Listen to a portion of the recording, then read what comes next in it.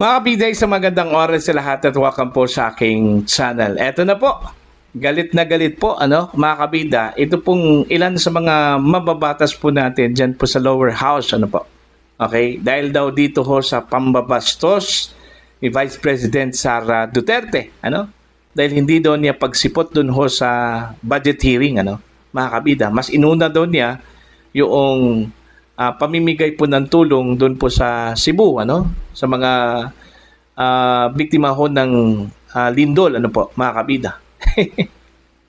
Kaya nga ang banta po nila dito is tatapyasan daw nila, ito pong budget po ng OVP, po, mga kabida, para ho sa 2026 national budget, wala naman pong pakialam po, ni VP Sara na tapyasan po nila, ito pong budget po niya. Kasi po, unang-una kaya hong gumalaw po, mga kabida, ng Office of the Vice President kahit wala hong budget. Yun yung malinaw po. Diba?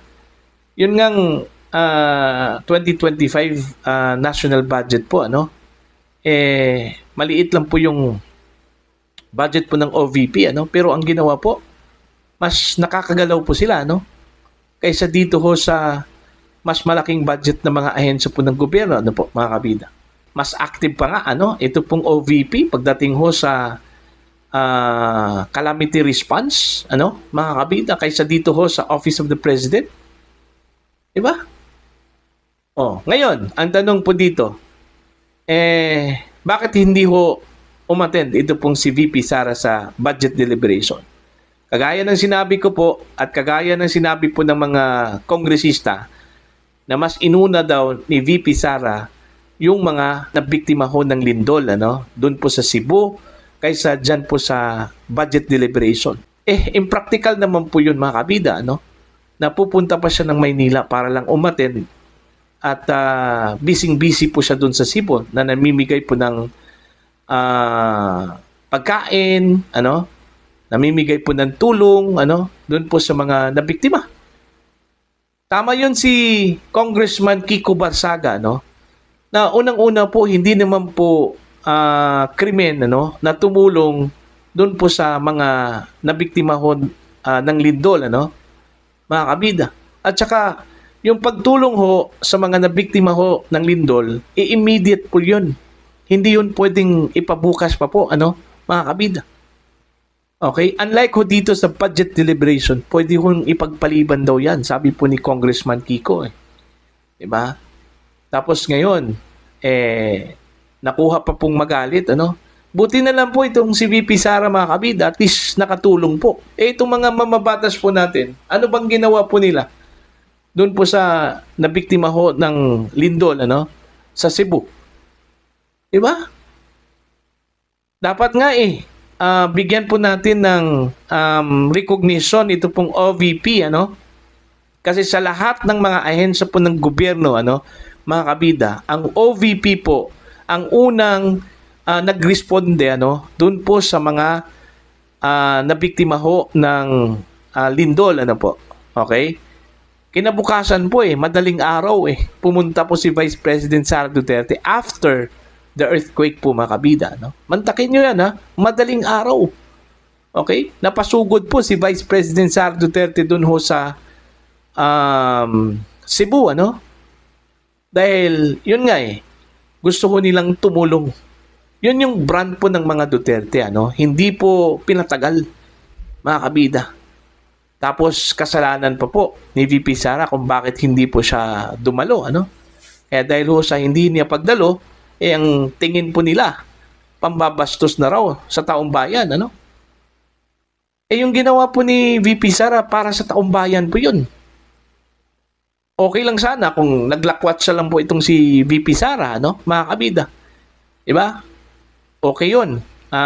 Dapat banatan natin yun, wala Nagtrabaho po yung Vice Presidente po, Kaya minsan, nalilito po ako dito ho sa mga critics, sa Vice Presidente po, mga kabida. Yung mga anti-Duterte forces.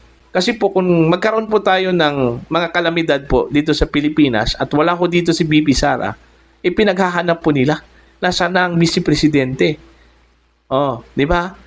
Kahit na yung pagpunta po niya ng The Hague, Netherlands, mga kabida, at nagkataon po meron pong bagyo po dito, hinahanap po nila nasaan na raw ang vice presidente. Mas inuna pa raw niya yung kanyang ama doon po sa The Hague kaysa dito ho sa mga kababayan daw natin na nasa lanta po ng bagyo.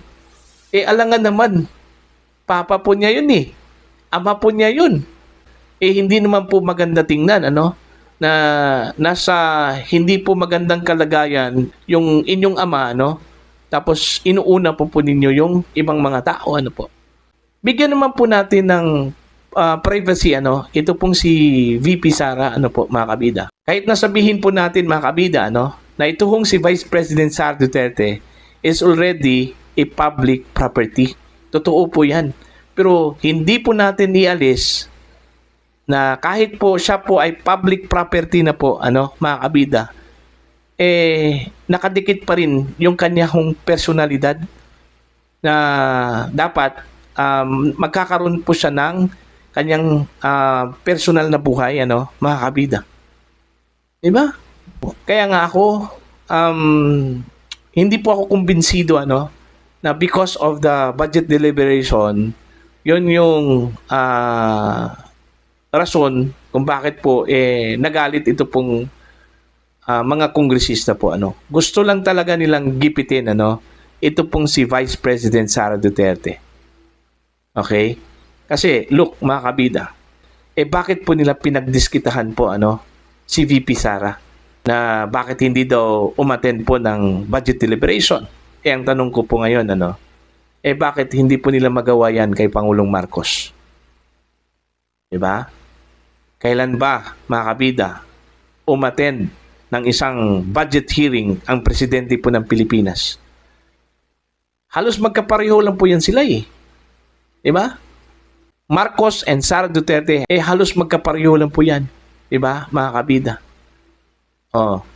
Sasabihin po nila, hindi po nila inimbita ang presidente because of courtesy, mga kabida. Same with Vice President Sara Duterte. Dapat may courtesy yun sila, mga kabida. Pwede naman yung mga staff po niyang pumunta po doon Diba? Kayang-kaya po nilang i-defend yung budget po, mga kabida. Same with President Marcos. Diba during the budget deliberation po, ng budget po ng Office of the President, po, mga kabida. Yung mga tauhan lang po, ni Presidente Marcos po, mga kabida, ang pumupunta dyan sa House. Diba? Bakit hindi po nila pwedeng gawin? Bakit gusto po nila na si Sara mismo pumunta dyan, mga kabida? Kasi meron po silang ibang intensyon. Gusto po nilang gisahin, ito hong si VP Sara, mga kabida, dyan po sa House of Representatives. Yun yung malinaw po Unfair naman po pinagdiskitahan po nila ito hong vice presidente and yet, ito hong si Presidente Marcos, okay lang, mga kabida, That's unfair. Diba? That's unfair.